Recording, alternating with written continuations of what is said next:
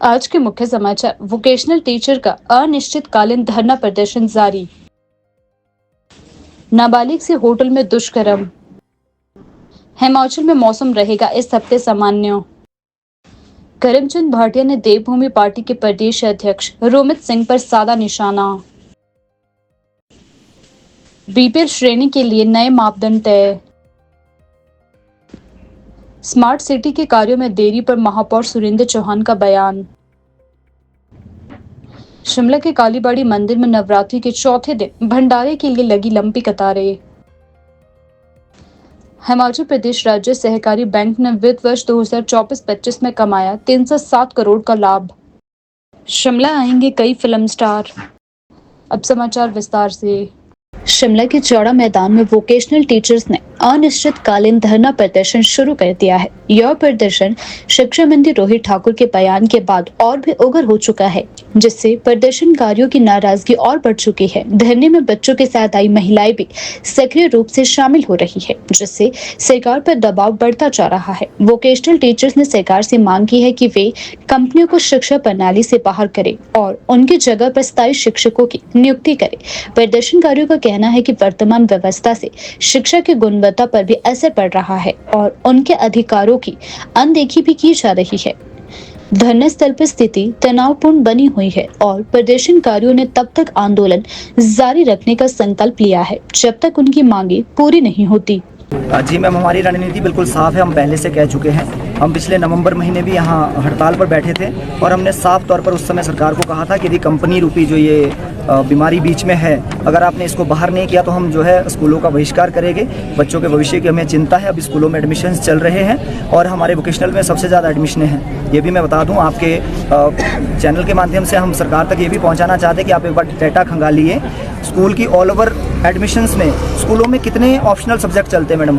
IT वहाँ पे चल रहा है, ड्राइंग वहाँ पे चल रहा है, फिजिकल एजुकेशन वहाँ पे चल रहा है, लेकिन फिर भी जो सबसे ज़्यादा एनरोलमेंट जो होता है वो वोकेशनल में होता है। तो हमारा स्पष्ट है कि हम तब तक यहाँ से वापस नहीं जाएंगे जब तक कंपनियाँ बाहर नहीं हुई हैं। और जहाँ तक ये जल्दबाजी की बात है, शिक्षा मंत्री जी का आपने कहा कि वो कह रहे हैं कि वापस जाइए। हम माननीय का बहुत बहुत धन्यवाद करते हैं और उन्होंने कहा था कि जब यहाँ पर वो आए थे कि मेरा जो चेहरा है यही रिटर्न है, इसको आप रिटर्न मान लीजिए। तो हमने उनके चेहरे को रिटर्न माना था और हम वापस आए थे। हम तो यहाँ पे 29 तारीख थी, लेकिन जब हमें पता चला कि माननीय कह रहे हैं कि हम तो जी चाह रहे हैं और वहाँ पे एसपीडी महोदय कहते हैं कि सर ये तो हो नहीं सकता है। मैं ये बार बार कह रहा हूँ, पिछले 3-4 दिनों से हम लोग यही कह रहे हैं। क्या सरकार के लिए वो 13 या 17 कंपनियाँ इंपॉर्टेंट हैं जो बाहरी राज्यों से आकर यहाँ पर हम आउटसोर्सिंग करती हैं?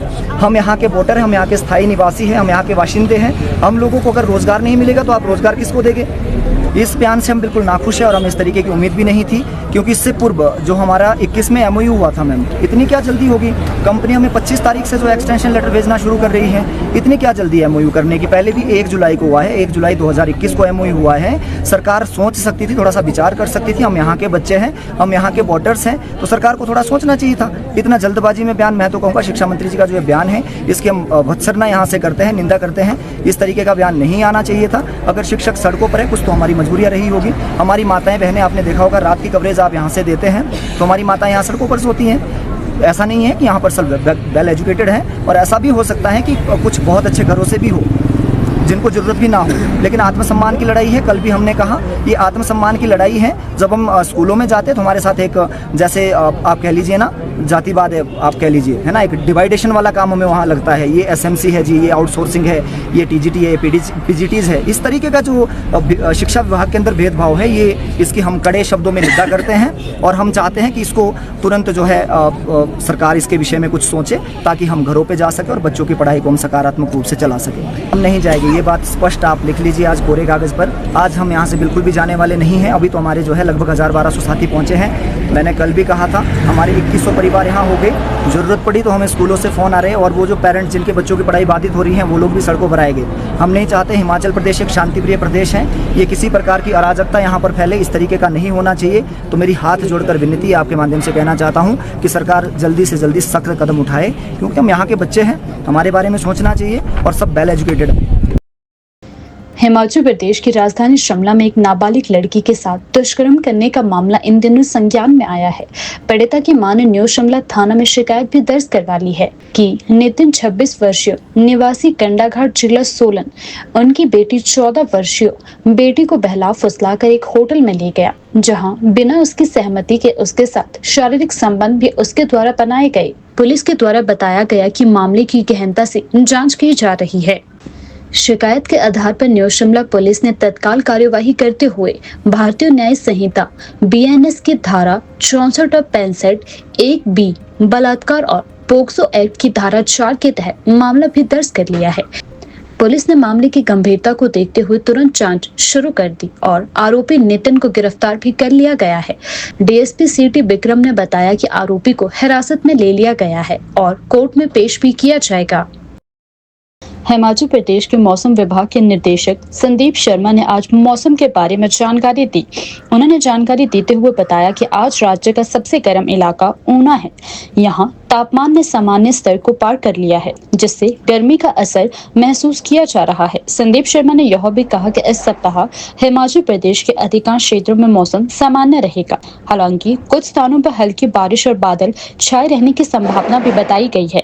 उन्होंने जनता से अपील की है कि वे धूप से बचाव के उपाय अपनाएं और मौसम में बदलाव के लिए सतर्क रहें। तापमान की बात करें, जो दिन के मैक्सिमम तापमान है वो पूरे प्रदेश में ही सामान्य से 2 से 4 डिग्री अधिक चल रहे हैं। जो सबसे अधिकतम तापमान था वो ऊना में दर्ज किया गया था 34 डिग्री सेल्सियस। शिमला की बात करें तो 23 डिग्री था, जो कि सामान्य से तकरीबन 3 डिग्री अधिक था। वहीं अगर गुंतर की बात करें तो वहाँ 30 डिग्री था, जो कि सामान्य से तकरीबन 5 डिग्री अधिक दर्ज किया गया था। सोलन में भी 29 डिग्री के आसपास दर्ज किया गया था तापमान। और आगामी देखिए मौसम की बात करें तो आज 2 अप्रैल को पूरे प्रदेश में मौसम साफ बना रहेगा। इसमें जो दिन के तापमान है वो हालांकि देखिए सामान्य से अधिक रहने की संभावना जरूर है, जिसमें पूरे प्रदेश में एवरेज 2 से 4 डिग्री अधिक तापमान रहेंगे। फिर कल 3 तारीख को संभावना ये है कि जिसमें हमारे डिस्ट्रिक्ट चंबा, कांगड़ा, कुल्लू, किन्नौर, लाहौल स्पीति, यहाँ पे 1-2 स्थानों में हल्की बारिश हो सकती है। और इसी साथ देखिए कल जैसे थोड़ी वेदर एक्टिविटी होगी इन हाई रीचेज में, तो दिन के तापमान थोड़ी गिरावट दर्ज होने की संभावना बनी रहेगी। फिर 4 तारीख से लेकर 7 तारीख तक फिर से प्रदेश में मौसम मुख्यतः साफ ही बना रहेगा।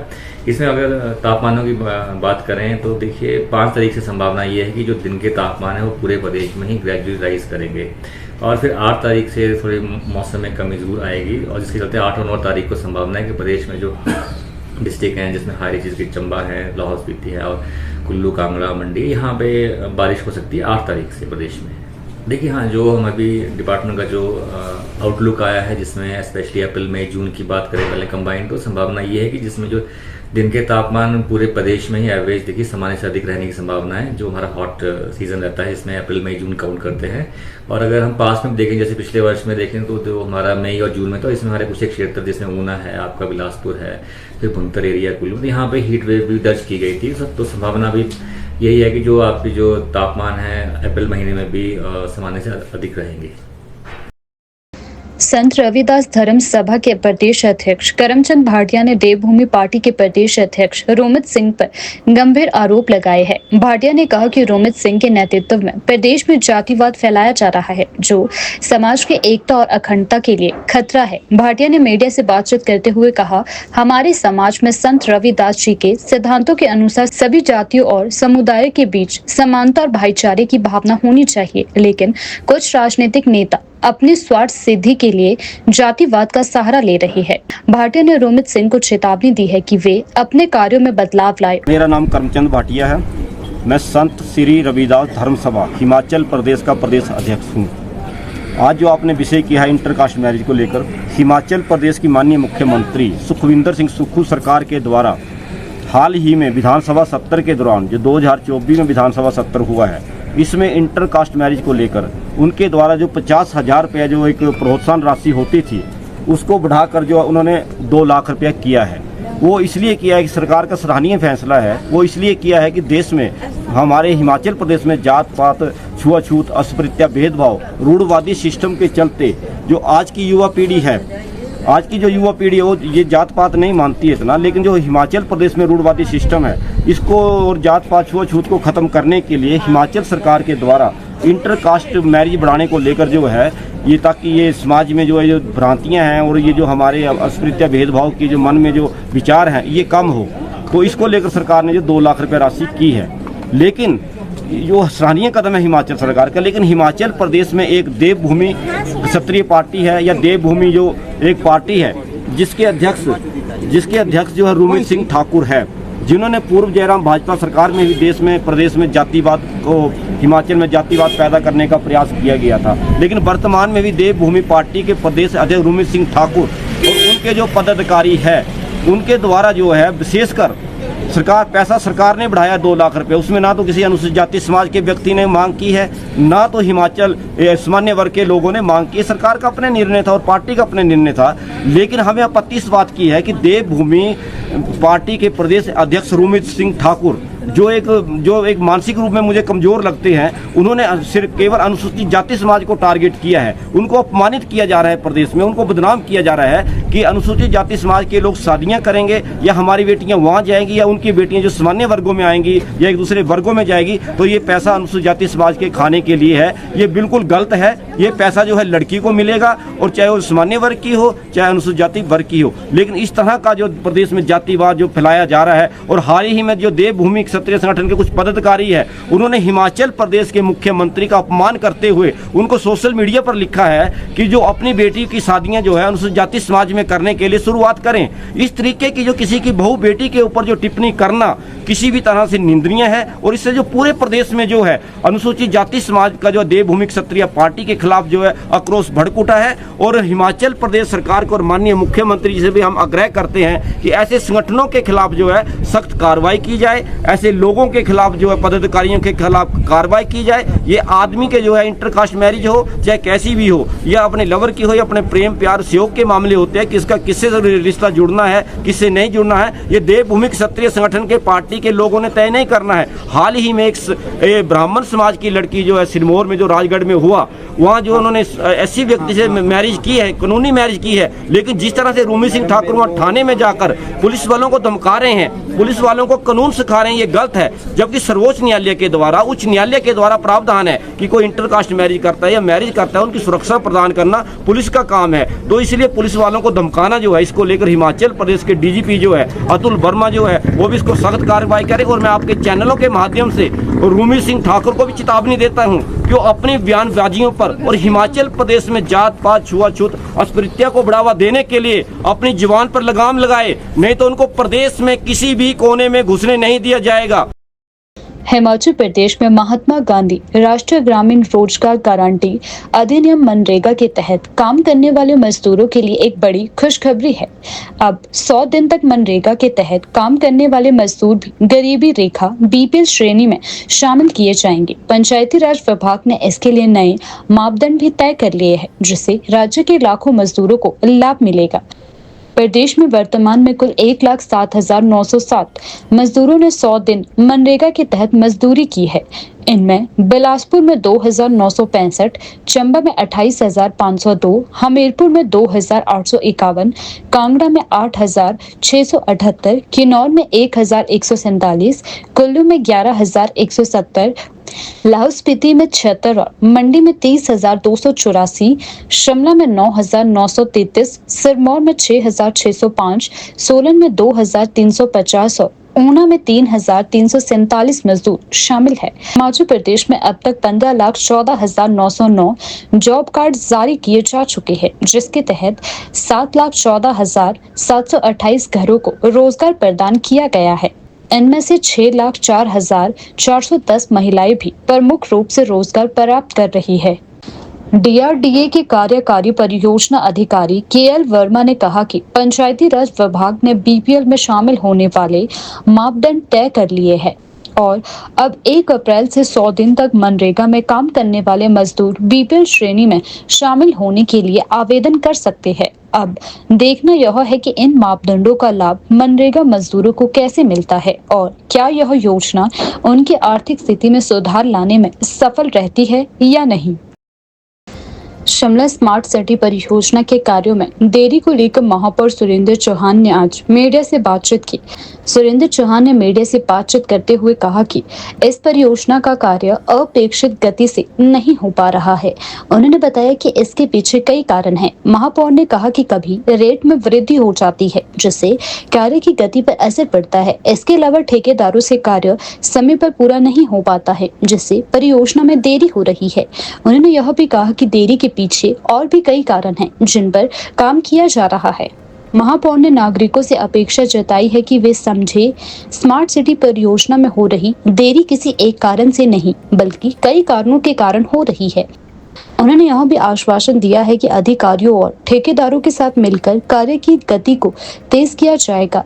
इस बयान के बाद अब शिमला के लोगों को उम्मीद है कि इस परियोजना में जल्दी ही तेजी आएगी और स्मार्ट सिटी से उन्हें जल्द ही लाभ प्राप्त होगा। देखिए, मैं जहाँ तक स्मार्ट सिटी की बात है उसमें मैं आपकी बात से सहमत हूँ कि काफ़ी प्रोजेक्ट्स में ऐसा है कि जहाँ कंप्लीशन नहीं हो पाई है। वो हमारे चाहे कॉस्ट ऑफ कंस्ट्रक्शन का नाम लो या उसका रेट्स बढ़ने का नाम लो, और बीच में कोरोना का जो समय आया, साल डेढ़ साल वो काम नहीं हुआ। तो उसमें होता ऐसा है कि जो भी कॉन्ट्रैक्टर काम करता है उसके बाद वो उसको उस रेट के बारे में उसकी सहमति नहीं बन पाती कि वो कहता है कि वो हमारा जो रेट था तो दो साल पहले का था या डेढ़ साल पहले का था तो उसको हम नहीं करेंगे। तो उसमें प्रॉब्लम है। और काफ़ी जगह जो चाहे खरीदी का हमारा ब्रिज है, विधानसभा का ब्रिज है, हमारी कई पार्किंग्स है जो उसमें उलझे हुए। लेकिन जहाँ हमारा पैसा पड़ा हुआ है, बचा हुआ है, लेकिन उसको इकट्ठा करके हमारे सेक्रेटरी लेवल पे मीटिंग्स होती रहती हैं। इस पर समय समय पर सेक्रेटरी साहब इसमें मीटिंग लेते हैं। हमारी जहाँ पैसा जो काम जल्द से जल्द पूरा हो सकता है उसको हम उसको शिफ्ट करते हैं, क्योंकि स्मार्ट सिटी अब जो प्रोजेक्ट है वो अभी ख़त्म है। अभी इस पर कोई ऐसा फंडिंग तो नहीं आ रही, लेकिन ये ज़रूर है कि हमारा पहाड़ी इलाका होने की वजह से हमारी जो कॉस्ट ऑफ कंस्ट्रक्शन है वो बहुत ज़्यादा होती है शहरी इलाकों की वजह से। दूसरा जो शिमला है, शिमला में अलग अलग डिपार्टमेंट्स की यहाँ जगह इन्वॉल्व है, चाहे वो पीडब्ल्यूडी है, रेलवे डिपार्टमेंट है। ये एक बहुत बड़ा इशू है हमारे लिए, क्योंकि वो उसको फिर वो परमिशंस लेनी पड़ती है, उनसे वो परमिशन नहीं मिलती समय पे। चाहे मैं फॉर एग्जांपल आपको बताऊं कि हमारे मजाट में रेलवे ट्रैक है, एम्बुलेंस रोड बनी हुई है, सड़क से नीचे हमारी एम्बुलेंस रोड सारी बनी हुई, लेकिन बीच में रेलवे ट्रैक है। रेलवे ट्रैक का इतना परमिशन नहीं मिला और इतना जो पैसा मांग रहे वो करोड़ों के हिसाब से मांग रहे, तो उसका एक हमारा फिर प्रोजेक्ट की लागत भी बढ़ जाती है। ये शिमला में, खासकर शिमला में बहुत ही ज़्यादा प्रॉब्लम है, क्योंकि ज़मीनें जो है वो अलग अलग डिपार्टमेंट की, सेंट्रल गवर्नमेंट की, रेलवे की, CPWD की, PWD की, MC का जो अलग अपना लिंक रोड्स है वो अलग है। उस MC की रोड्स में तो इतनी समस्या नहीं आती, लेकिन जो दूसरे डिपार्टमेंट्स है वो उसमें समय बहुत लग जाता है। वो एक, मैं तो ये चाहूँगा कि हम इस पर एक सेंट्रल गवर्नमेंट से हमारे को इस तरह से चिट्ठी आनी चाहिए कि हम लिखें कि अब जो भी हमारे डेवलपमेंट के काम हो उस पर एक सहमति बननी चाहिए, अब उसमें किसी भी तरह का कोई हर्डल नहीं होना चाहिए। ये सारी चीज़ें वही है, तभी हमारा प्रोजेक्ट भी डिले हुआ है काफ़ी। इसमें कॉस्ट ऑफ कंस्ट्रक्शन भी बढ़ी है, हमारा कुछ प्रोजेक्ट्स अभी लटके भी है, लेकिन मैं समझता हूँ कि हम इसमें स्मार्ट सिटी सेकंड भी आएगा और कुछ प्रोजेक्ट हम जल्द पार्किंग के खासकर जो प्रोजेक्ट्स हैं वो हम जल्द पूरा करेंगे। नवरात्रों के चौथे दिन शिमला की कालीबाड़ी मंदिर में श्रद्धालुओं की भारी भीड़ देखने को मिली। सुबह से ही भक्तों की लंबी कतारें भंडारे में प्रसाद ग्रहण करने के लिए दिखाई दी। मंदिर प्रबंधन ने भक्तों की बढ़ती संख्या को देखते हुए विशेष इंतजाम किए थे। भंडारे में शामिल होने के लिए दूर दूर से आए श्रद्धालुओं ने प्रसाद का आनंद लिया और मां काली की पूजा अर्चना भी की। पिछले वर्षों में भी नवरात्रि के दौरान कालीबाड़ी मंदिर में भक्तों की भारी भीड़ देखी जाती रही है। उदाहरण के लिए शारदीय नवरात्रि 2024 के नवमी पर मंदिर में विशेष पूजा का आयोजन भी किया गया था, जिससे बड़ी संख्या में श्रद्धालुओं ने हिस्सा भी लिया था। नवरात्रि के इस पावन अवसर पर कालीबाड़ी मंदिर में आयोजित भंडारे और पूजा अर्चना से श्रद्धालुओं की आस्था और भक्ति का अनूठा दृश्य प्रस्तुत हुआ। श्रद्धा से भी जोड़ते हैं, उनसे भी होता है, हमारा कमेटी से भी होता है। क्या संदेश देना चाहते हैं आप नवरात्रि के लोगों को? नवरात्रि के लोगों को देखो, माता का है पहले पूजा पाठ करें अपना भक्ति से और क्या ध्यान रखें और क्या अपना सभी सब पूरे सुस्त रहे सब। हम बांटते हैं, बाकी हमारा बनाने वाले में आते हैं, हम खाली इसमें बना देते हैं, बांट देते हैं। बॉलीवुड अभिनेत्री नीतू सिंह और मशहूर कॉमेडियन कपिल शर्मा आगामी फिल्म की शूटिंग के लिए 15 अप्रैल को शिमला पहुंचेंगे। यह फिल्म शिमला के विभिन्न आकर्षक स्थलों पर फिल्माई जाएगी, जिसमें मॉल रोड, रिज मैदान, छोटा शिमला और ऊपरी शिमला के पहाड़ी दृश्य शामिल है। इस फिल्म में नीतू सिंह दादी का किरदार निभाएगी, जबकि कपिल शर्मा पोती की भूमिका में नजर आएंगे।